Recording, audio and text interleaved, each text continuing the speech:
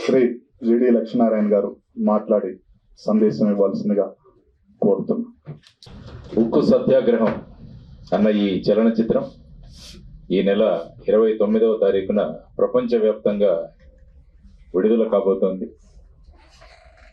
ఉక్కు సత్యాగ్రహం చిత్రం ద్వారా విశాఖ స్టీల్ ప్లాంట్ యొక్క చరిత్ర, విశాఖపట్నం స్టీల్ ప్లాంట్ ని ప్రైవేటీకరణ చేస్తున్న ప్రయత్నాలను ఏ విధంగా అక్కడ వర్కర్స్ కావచ్చు, ఎగ్జిక్యూటివ్స్ కావచ్చు, నిర్వాసితులు కావచ్చు, వీరందరూ కూడా కలిసి ఏ విధంగా అడ్డుకుంటున్నారన్న ఒక మహత్తరమైన సందేశాన్ని శ్రీ సత్యారెడ్డి గారు మనందరికీ ఇస్తున్నారు. ఈరోజు ఈ చిత్రాన్ని కొద్ది భాగం చూసే అవకాశం కూడా నాకు కల్పించారు. చాలా ఇన్స్పిరేషనల్ గా ఉంది సినిమా. ఆయన ప్రధాన పాత్రను పోషించారు. చాలా గొప్ప ఇన్స్పిరేషన్. చూస్తుంటే ఈ థియేటర్లో ఎంతో గొప్ప, అందరికీ ఒక ఉద్రేకం, ఇందులో మనం కూడా భాగస్వాములు అవ్వాలన్న ఒక సంకల్పం కూడా వచ్చే విధంగా, దానితో పాటు ముఖ్యంగా గద్దర్ గారు ఆయన స్వయంగా నటించడం కూడా చాలా ముఖ్యమైన విషయం. ఎందుకంటే గద్దర్ గారు మంచి ఆప్తులు. లచ్చన్న ఎట్లున్నావురా అని అడిగేవాడు ఆయన. ఆ విధమైన మా ఇద్దరికి మధ్య ఉన్న సంబంధం. కాబట్టి ఆయనతో అనేక సార్లు నేను చర్చించడం జరిగింది. అటువంటి గద్దర్ గారిని ఈరోజు ఆయన ఆరోగ్య స్థితి అంత బాగు లేకున్నా కూడా ప్రజల కోసం చెయ్యాలి అన్న సంకల్పనతో ఈ సినిమాలో ఆయన స్వయంగా పాడి రచించి ఆయన స్వయంగా నటించిన సినిమా ఇది. ఆయన చివరి సినిమా అని ఇప్పుడే వెన్నెల గారు, సత్యారెడ్డి గారు కూడా చెప్పడం జరిగింది. కాబట్టి ఆయన ఒక స్ఫూర్తిని నింపారు ఈ సినిమాలో అని నేను మీ అందరికీ కూడా తెలియజేస్తున్నాను. ముఖ్యంగా ఈరోజు రాజ్యాంగాన్ని మనం ఈరోజు మొదలైంది, ఈరోజు అడాప్ట్ చేసుకున్నాం. రాజ్యాంగ దినోత్సవం ఈరోజు. రాజ్యాంగంలో కూడా మనకు తరువాత ఈ లౌకికవాదం, తర్వాత సామ్యవాదం, ఈ రెండు కూడా యాడ్ చేశారు. అంటే సెక్యులర్, సోషలిస్ట్, ఈ రెండు కూడా తర్వాత 42వ అమెండ్మెంట్ లో యాడ్ చేయడం జరిగింది. కాబట్టి ఈ రోజు ముఖ్యంగా నిన్నే సుప్రీంకోర్టు కూడా ఈ రెండు ఏవైతే యాడ్ చేశారో 42లో అవి ఈ ప్రియాంబుల్లో పీఠికలో ఉండాలని చెప్పి వారు కూడా నిర్ణయం ఇవ్వడం జరిగింది. అందువల్ల ఇందులో ముఖ్యంగా చూసుకుంటే సోషలిజం అన్న కాన్సెప్ట్ ఏదైతే ఉందో, అంటే ఉత్పాదన లేకుంటే దేశంలో ఉన్న సంపద కేవలం కొంతమంది మాత్రం చేతుల్లోనే ఉండకూడదన్నది సోషలిజం. దానికి ప్రధానంగా మన పబ్లిక్ సెక్టర్ యూనిట్లు చాలా మహత్తరమైన భూమికను పోషిస్తాయి. అందుకనే మనం భారతదేశానికి స్వాతంత్రం వచ్చిన తర్వాత క్యాపిటలిస్టిక్ కాదు, ఈ విధంగా టోటల్ గా ప్రభుత్వం కాదు, మిక్స్డ్ ఎకానమీని మనం నిర్ణయించుకున్నాం. అంటే పబ్లిక్ సెక్టరు, ప్రైవేట్ సెక్టరు రెండూ ఉంటాయి. ఆ విధంగా చేసుకుంటున్న సందర్భంలో మొట్టమొదటిసారిగా భారతదేశంలో ఒక పోర్టు ఉన్న ప్రాంతంలో స్టీల్ ప్లాంట్ పెట్టాలన్న సంకల్పన చేసిన తర్వాత ఆ స్టీల్ ప్లాంట్ ని మిగతా రాష్ట్రాలు, తమిళనాడు కావచ్చు, కర్ణాటక కావచ్చు, వాళ్ళు వాళ్ళ ప్రాంతాలకు తీసుకువెళ్లాలని ప్రయత్నం చేసిన సమయంలో అక్కడ అమృతరావు గారు అనే ఆయన గుంటూరు నుంచి వచ్చి అక్కడ నిరాహార దీక్ష చేయడం, ఆ తర్వాత విద్యార్థులు పెద్ద సంఖ్యలో పాల్గొనడం, ఆ తర్వాత మొత్తం అది కేవలం విశాఖపట్నానికి మాత్రమే కాదు, మొత్తం ఉమ్మడి ఆంధ్రప్రదేశ్ లో కూడా 32 మంది ప్రాణత్యాగాలు చేసిన సందర్భంలో చిట్ట చివరిగా ప్రభుత్వానికి విశాఖపట్నంలోని ఈ స్టీల్ ప్లాంట్ ఏర్పాటు చేసుకోవాల్సిన నిర్ణయం అప్పటి ప్రధాని ఇందిరాగాంధీ గారు తీసుకున్నారు.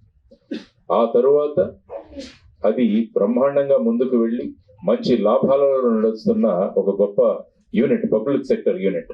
ఆ తర్వాత అతి ఉత్తమమైన క్వాలిటీ ఉన్న స్టీల్ తయారు చేసే కర్మాగారం విశాఖపట్నం స్టీల్ ప్లాంట్.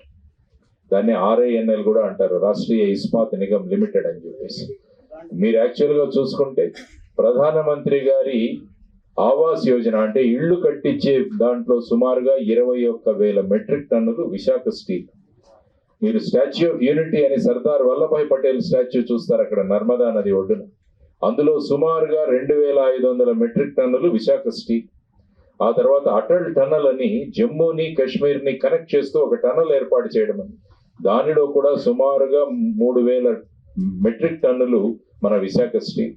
కాబట్టి ఇంత నాణ్యమైన విశాఖ స్టీల్ ని ఎవరో చేతిలో ప్రైవేటైజ్ చేద్దాము అంటే ఎవరు ఒప్పుకోవడం లేదు. ఎందుకంటే విశాఖ ఉక్కు ఆంధ్రుల హక్కు అని మొదలైన ఈ విశాఖపట్నం స్టీల్ ప్లాంట్ ఇప్పుడు విశాఖ ఉక్కు తెలుగు వారి గుండె చప్పుడు మాత్రమే కాకుండా భారతదేశ గుండె చప్పుడుగా కూడా మారింది. కాబట్టి దీనిని ప్రభుత్వ రంగ సంస్థగానే పెట్టాలి అన్న సంకల్పం అందరిలో ఉంది. దానికోసం సత్యారెడ్డి గారు ఈరోజు ఆ మొత్తం విషయాలన్నింటినీ కూడా ఈ చలనచిత్రం ద్వారా మనకు అందించడం జరిగింది. కోర్టులలో వెళ్ళి ఈ ప్రైవేటైజేషన్ కాకూడదు అన్న విధంగా ఒక పబ్లిక్ ఇంట్రెస్ట్ లిటిగేషన్ ద్వారా మేము కూడా పోరాడుతున్నాం అందులో. ఎందుకంటే ముఖ్యంగా ఇది ప్రభుత్వ రంగ సంస్థగా ఉండాలి. ఎందుకంటే విశాఖపట్నం యొక్క పటం మారిపోయింది. విశాఖపట్నం స్టీల్ ప్లాంట్ వచ్చిన తర్వాత చిత్రంలో కూడా అదే చెప్పారు ఆయన. భీమునిపట్నం అంటే విశాఖపట్నం కన్నా భీమిలి అన్నది ఒక కార్పొరేషన్ మున్సిపాలిటీగా ఉండేది. భారతదేశంలో సూరత్ తర్వాత 2వ మున్సిపాలిటీ భీమిలి. అది ప్రధానంగా ఉండేది. విశాఖపట్నం చాలా చిన్న ఊరుగా ఉండేది. కానీ విశాఖపట్నం స్టీల్ ప్లాంట్ వచ్చిన తర్వాత విశాఖపట్నం రూపురేఖలే మారిపోయాయి. అనేక పబ్లిక్ సెక్టర్ యూనిట్స్ అక్కడ వచ్చాయి. లక్షల మంది విశాఖపట్నం స్టీల్ ప్లాంట్ ఆధారంగా వాళ్ళు జీవిస్తున్నారు. ఎందుకంటే ఎప్పుడైతే ఇది ప్రైవేటీకరణ చేస్తారో అప్పుడు ఏమవుతుందంటే లాభాల కోసం ప్రైవేటీకరణ జరిగిన తర్వాత ఆ వ్యక్తులు తమ జేబులో ఎంత వెళుతుందని చూసుకునే సందర్భాలు ఉన్నాయి. అందువల్ల ఇది ప్రైవేటీకరణ కాకూడదు అన్నది ప్రధానంగా. అందరూ కూడా ఇది ప్రైవేటీకరణ అవ్వదు అని చెబుతున్నారు. మొన్న మినిస్టర్ గారు కూడా వచ్చి వెళ్ళారు, కుమారస్వామి గారు. ఆయన కూడా ఇది ప్రైవేటీకరణ అవ్వదు అని చెప్పారు. 3 నెలలు అయిపోయింది కానీ ఇంకా ఏమీ అందులో ఏ విధమైన చర్యలు తీసుకున్నట్టు కనపడ్డారు. కాబట్టి ప్రస్తుత ప్రభుత్వం కూడా ఇది ప్రైవేటీకరణ కాకుండా మేము కాపాడతామని వారు కూడా చెప్పిన సందర్భాలు ఉన్నాయి. కాబట్టి ఇది అందరి బాధ్యత అని గుర్తు చేయడానికి ఈ సినిమా ద్వారా ఒకవైపు ఉప్పు సత్యాగ్రహం, ఇంకొక వైపు ఉక్కు సత్యాగ్రహం, ఈ రెండింటినీ కూడా పోలుస్తూ ఉక్కు సత్యాగ్రహం ఏ విధంగా ఈ ప్రైవేటైజేషన్ ఆపాలి అన్న ఒక సందేశాన్ని తీసుకుని అక్కడ ముందుకు వెళ్తారు. సత్యన్న ఒక క్యారెక్టర్ అక్కడ నిర్మించి ఆ క్యారెక్టర్ ద్వారా ఈ ఉద్యమాన్ని ఎలా ముందుకు తీసుకెళ్లాలని అటు విద్యార్థులు కావచ్చు, కార్మిక సంఘాలు కావచ్చు, అందరం కలిసి పనిచేస్తే ఈ విశాఖ ప్రైవేటీకరణ అవ్వదు అన్న ఒక సందేశాన్ని వారు ముందుకు తీసుకువెళుతున్నారు. కాబట్టి ఖచ్చితంగా ఇది ప్రజలందరినీ కూడా ఆకర్షిస్తుంది. పాటలు చాలా బాగున్నాయి, నేను విన్నాను. పాటలు చాలా, చిత్రీకరణ కూడా చాలా బాగుంది. ముఖ్యంగా సినిమాలో వాడిన డైలాగ్ చాలా అత్యంత ప్రభావంగా ఉన్నాయి. ఒక్కొక్క మాట కూడా ఒక్కొక్క తూటాలాగా వెళుతుంది. ఇందులో అనేకమైన డైలాగులు చాలా చక్కగా రాశారు. ఎందుకంటే మనసు పెట్టి ఇందులో పని చేశారు ఈ సినిమాలో. అది నాకు కనిపించింది. ఒక సినిమాలాగా కాకుండా ఒక నిజ చరిత్ర, ఇది మన సామాజిక బాధ్యత అనుకొని నిర్మించిన చిత్రం ఇది. అందువల్ల ప్రతి ఒక్కరూ కూడా వారికి 100% వాళ్ళ కాంట్రిబ్యూషన్, వాళ్ళ మాట కావచ్చు, పాట కావచ్చు, అభినయం కావచ్చు, ఇవన్నీ కూడా అందులో రంగరించి మన ముందుకు వస్తున్న సినిమా ఈ ఉక్కు సత్యాగ్రహం. అందువల్ల ప్రభుత్వానికి మా విన్నపం ఏంటంటే, యాక్చువల్గా 29వ తారీఖున ప్రధానమంత్రి గారు విశాఖపట్నంలో వస్తారన్నది నిన్న పేపర్ వార్త. కానీ సత్యారెడ్డి గారు నాకు చెప్పడం ఆ కార్యక్రమం పోస్ట్పోన్ అయిందని చెప్పాను. అంటే ఆ రోజు 29న ఉక్కు సత్యాగ్రహం విడుదల, అదే రోజు ప్రధానమంత్రి గారు ప్రైవేటీకరణ చేయట్లేదన్న ప్రకటన కూడా చేస్తారన్న ఒక ఆశాభావంలో నేను ఉండినాను. కానీ ఆ కార్యక్రమం రద్దయిందని వారు చెప్పారు. కాబట్టి ఈ సినిమాలో టైటిల్స్ కూడా ఉన్నాయి, ఇంగ్లీష్లో టైటిల్స్. కాబట్టి ఖచ్చితంగా కేంద్ర ప్రభుత్వంలో ఉన్న వారంతా కూడా ఈ సినిమాను చూసి ప్రజల యొక్క మనోభావాలను అర్థం చేసుకొని ఆ ప్రైవేటీకరణ దిశగా చేస్తున్న అడుగులను వాళ్ళు అక్కడే ఆపితే ఖచ్చితంగా ఆంధ్రప్రదేశ్ కాదు, మొత్తం భారతదేశంలో కూడా ఒక గొప్ప అనుభవం. ఎందుకంటే చాలా చోట్ల ప్రైవేటీకరణ కావాలని కోరుకుంటున్నారు చాలా మంది. కానీ విశాఖపట్నం స్టీల్ ప్లాంట్ మటుకు కాకూడదు. దానికి సెంటిమెంట్ అంటే 32 మంది ప్రాణత్యాగాలు ఉన్నది ఒక భాగం అయితే, ఇది ఖచ్చితంగా లాభాల బాటలో నడిచే కంపెనీ అని ఎప్పటి నుంచే మేము కూడా చెబుతున్నాం.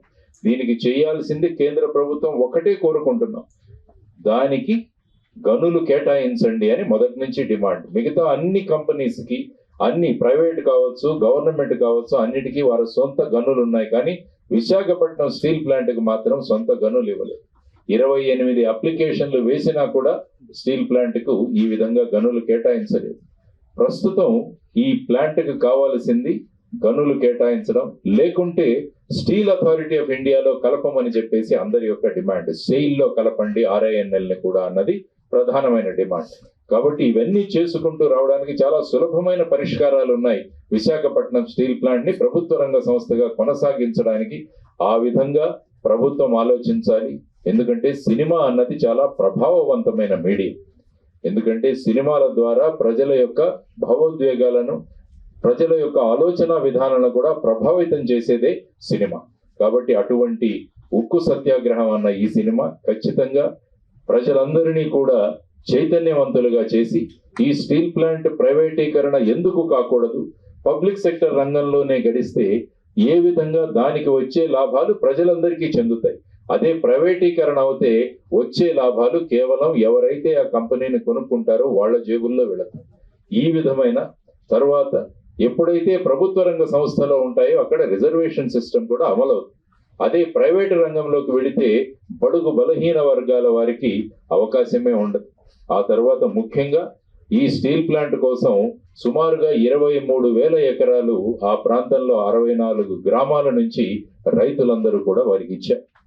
అప్పుడు వాళ్ళకిచ్చిన వాగ్దానం ఏంటంటే మీ ప్రతి ఇంటిలో కూడా ఒక ఉద్యోగం ఇస్తామని చెప్పారు. ఇప్పటికీ సుమారుగా 8,500 మంది రైతులకి ఉద్యోగాలు ఇవ్వలేదు వాళ్ళ కుటుంబాలకు. ఇది 4th జనరేషన్, 4వ పీढ़ి. వాళ్ళు కూడా ఇప్పుడు కూడా ఎదురు చూస్తున్నారు మాకు ఉద్యోగాలు ఇవ్వట్లేదని. మరి ఇప్పుడు దీన్ని ప్రైవేటీకరణ చేస్తే ఉన్న ఉద్యోగులను కూడా తీసివేస్తారు ఎప్పుడు కూడా ప్రైవేటీకరణ జరిగిన తర్వాత. మరి ఈ 8,500 మంది ఎక్కడికి వెళతారు?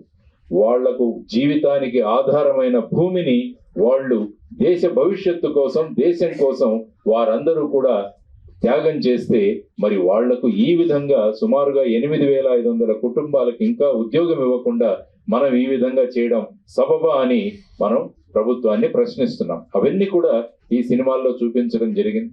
కాబట్టి నిజ జీవితం, ఎందుకంటే ఈ మధ్య కాలంలో బయోపిక్స్ అన్నవి చాలా ప్రభావంగా వెళుతున్నాయి. అంటే నిజ జీవిత చరిత్రలు ప్రజలను ఆకట్టుకుంటున్నాయి. అదే విధంగా నిజమైన సంగ్రామం తర్వాత ప్రజలందరి మద్దతుతో ఈ విశాఖపట్నం స్టీల్ ప్లాంట్ అన్నది ప్రైవేటీకరణ కాకూడదు అన్న ప్రజల యొక్క ఆశాభావాలు ఏవైతే ఉన్నాయో వాటినన్నింటినీ ప్రతిబింబిస్తూ ఈ సినిమా చేయడం జరిగింది.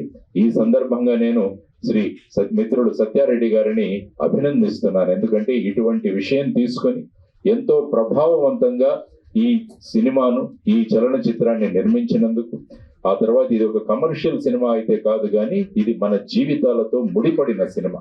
కాబట్టి అందరూ కూడా ఒక సామాజిక బాధ్యత అని ఈ సినిమా ఖచ్చితంగా వెళ్ళి చూడాలి అని నేను మనస్ఫూర్తిగా కోరుకుంటున్నాను. ఎందుకంటే ఇటువంటి విషయాలు విద్యార్థులకు తెలియాలి, భావి తరాలకు తెలియాలి. పోరాటం చేసి ఏ విధంగా మనం ఈ స్టీల్ ప్లాంట్ ని తెచ్చుకున్నామన్న విషయం వాళ్ళకు తెలియాలి. దేశం యొక్క భవిష్యత్తు ఎలా ఉండాలన్న ఒక ఆలోచనలు కూడా వాళ్ళు రేకెత్తించే ఈ సినిమా ఉక్కు సత్యాగ్రహం బ్రహ్మాండమైన విజయాన్ని చవి చూస్తుందని, ఖచ్చితంగా మీరందరూ కూడా ఆదరిస్తారని మనస్ఫూర్తిగా తెలియజేసుకుంటూ అందరం కలిసి ఈ విశాఖపట్నం స్టీల్ ప్లాంట్ ఎప్పటికీ ప్రైవేటీకరణ కాకుండా ప్రభుత్వ రంగ సంస్థగా ఉంటూ లాభాలలో నడిచే విధంగా ప్రభుత్వాలు నిర్ణయం తీసుకోవాలని చెప్పి మనస్ఫూర్తిగా కోరుకుంటూ మరి ఒకసారి శ్రీ సత్యారెడ్డి గారికి, గద్దర్ గారికి, ఆ తర్వాత ఈ సినిమాలో వాళ్ళు నటించలేదు. జనరల్ గా సినిమా అంటే నటిస్తారు, ఇది నిజ జీవితంతో ముడిపడిన సినిమా కాబట్టి వాళ్ళందరూ కూడా వారి 100% ఇచ్చి జీవించి ఈ సినిమాను చాలా చక్కగా నిర్మించారు. కాబట్టి మీ అందరి తరపున మీడియా ద్వారా ప్రజలందరికీ నేను చేస్తున్న విన్నపం, ఈ చలనచిత్రాన్ని ఖచ్చితంగా వీక్షించండి, మీ యొక్క అభిప్రాయాన్ని తెలియజేయండి. విశాఖ ఉక్కు ప్రైవేటీకరణ కాకుండా ప్రభుత్వ రంగ సంస్థగానే కొనసాగించే విధంగా ప్రభుత్వం చర్యలు తీసుకోవాలని మీరందరూ కూడా గొంతు విప్పిన రోజు ఖచ్చితంగా అది జరుగుతుందని నేను ఆశిస్తూ మరి ఒకసారి శ్రీ సత్యారెడ్డి గారికి అభినందనలు తెలియజేస్తూ ముగిస్తున్నాను. ధన్యవాదాలు. జై హింద్.